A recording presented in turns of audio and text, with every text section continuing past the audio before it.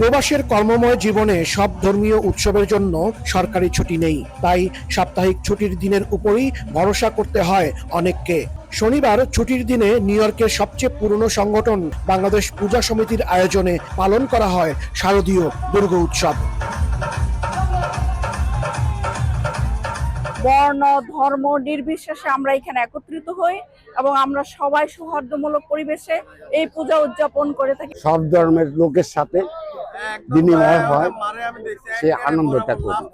একদিকে চলে পূজা অর্চনা, অন্যদিকে নাচে গানে মেতে ওঠেন পুণ্যার্থীরা। গভীর রাত পর্যন্ত চলে অনুষ্ঠান, বাইরে আতশবাজি উৎসবে সামিল হন অনেকে। সনাতন ধর্মাবলম্বীরা জানান তারা যেন বাংলাদেশের আমেজ পাচ্ছেন। প্রতি বছর এখানে আসি, এখন আমার কাছে মনে হয় যেন আমি বাংলাদেশের মতনই একটি জায়গায় আছি। আমি নিউ ইয়র্ক থেকেও বাংলাদেশের সার্বজনীন উৎসবকে আমি সবার পক্ষতে ধর্ম বর্ণ নির্বিশেষে সবাইকে শারদীয় শুভেচ্ছা জানাচ্ছি। পূজা ঘিরে বসে মেলার আয়োজন, সেখানে বিভিন্ন পণ্যের পসরা সাজিয়ে বসেন দোকানিরা। আয়োজকরা জানান স্থানীয় সময়ে রোববার পর্যন্ত চলবে পূজার অনুষ্ঠান। হাসানুজ্জামান সাকি, সময় সংবাদ, নিউ ইয়র্ক, যুক্তরাষ্ট্র।